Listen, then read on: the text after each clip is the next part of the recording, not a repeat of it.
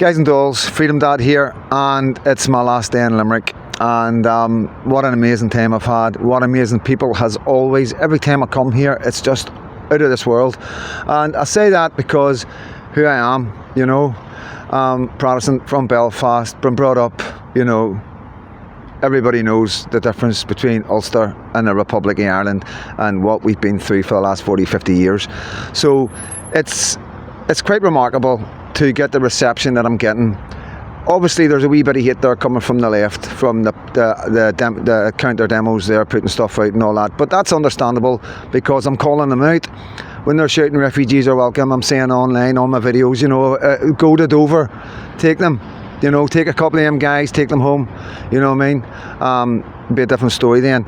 Go to the areas where the children are being affected and women are being affected, be a different story then. So you're sitting in your leafy suburbs, you're coming out into your city centres to counter demo and shout abuse at patriots, at Irish men and women and children that are just out wanting to protect their kids. And I know you say far right and racist, but you're going to find out very soon that all this time, everybody that is involved in the movement, going right back, I've been far from far right, because you're going to find out when the grooming trial transcripts come out and the transcripts from the courts of what happened to them children, that's when the horrors are going to hit you. And this is why the government have been holding back.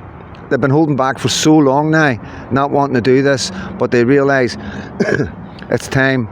They can't get away with it anymore. The people are rising. They've seen what's happening in Northern Ireland, and they're getting worried. They're sending policemen from Scotland to England to Northern Ireland. They're sending, they're talking about if it kicks off in Ireland, then we know that Belfast cops go down there. So they keep moving police everywhere when there's trouble, and they know if there's trouble spreads widespread in Ireland and Great Britain, they are in trouble. So they're trying to keep us happy right now.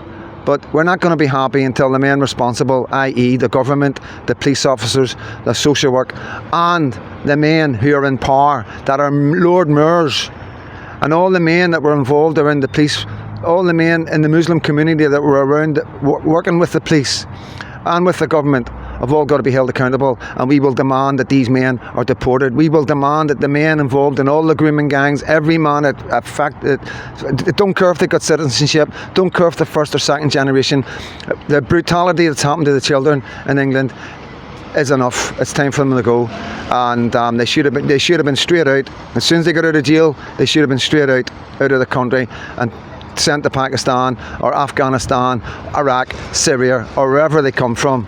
And that's what we're never going to stop pushing for. That these men should not be in our country.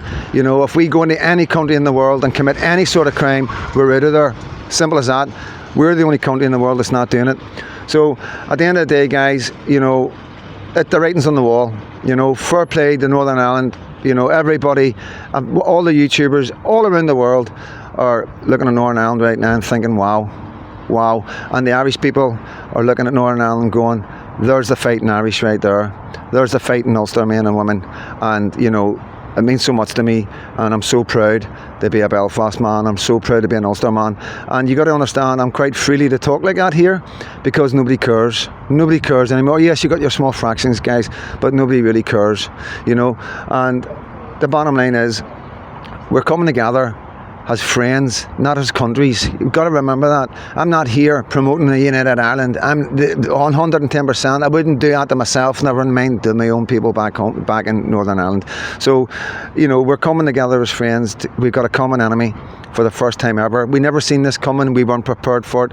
And, that's the problem. It's all new. Everybody's like, what's going on? You know what I mean? We've got Irish people giving people like me love. And we've got our guys that are looking at Ireland going, you know what? We feel your pain. You know what I mean? And that's amazing. That is a big step, a huge step. And yet the government are quiet. Politicians are quiet. The media are quiet. Nobody's picking up on it at all. You know what I mean? Apart from citizen journalists and everybody else around the world. And I just want to say another thing. Can't remember the young man's name, but this is going out to the guys in Ballymena. The young man that got hit in the Goolies 3 times, I would like his family to reach out to me. I've got something for his family. I think any content creators that made any money at all from what happened in Ballymena should give a wee bit back to Ballymena you know, you all have your own way of doing it. You know, there's a lot of people being arrested right now for just being there. There's a lot of people being arrested for things that, you know, really it's freedom of expression, you know what I mean? Yes, a lot of guys have thrown bricks and all the rest of it, and I don't agree with it, you know what I mean? But the bottom line is the situation was created by the government.